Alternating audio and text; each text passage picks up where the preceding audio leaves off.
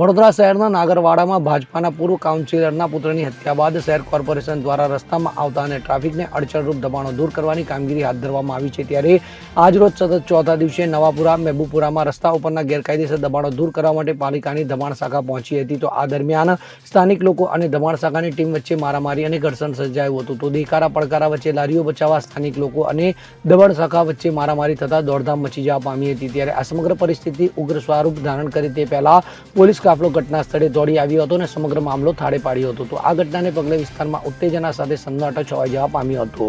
શહેર કોર્પોરેશન દ્વારા ભાજપાના પૂર્વ કાઉન્સિલરના પુત્ર તપન પરમારની હત્યા થયા બાદ દબાણો દૂર કરવાની ધનિષ્ઠ ઝુંબેશ શરૂ કરવામાં આવી છે. જેના ભાગરૂપે પ્રથમ દિવસે સંવેદનશીલ મચ્છીપીઠ, સલાટવાડા, નાગરવાડા, સંગમ 4 રસ્તાથી ફતેપુરા 4 રસ્તા, તે બાદ ન્યાય મંદિર, દૂધવાડા મોહલ્લા, પથ્થરગેટ સહિતના વિસ્તારમાં રસ્તા ઉપર ગેરકાયદેસર ઊભી રહેલી લારીઓના દબાણો તેમજ કાચા પાકા શેડના દબાણો દૂર કરવામાં આવ્યા હતા. તે બાદ આજરોજ ચોથા દિવસે પાલિકાની દબાણ શાખા ચુસ્ત પોલીસ બંદોબસ્ત વચ્ચે નવાપુરા મહેબૂબપુરા ખાતે પહોંચી હતી. ત્યારે આજની આ ઘટનાને લઈ હાલ નવાપુરા વિસ્તારમાં પોલીસ બંદોબસ્ત ગોઠવી દેવામાં આવ્યો છે. તો સાથે પેટ્રોલિંગ પણ ધનિષ્ઠ બનાવી દેવામાં આવ્યું છે. તો કે આ ઘટનામાં હજી સુધી કોઈની અટકાયત કરવામાં આવી નથી.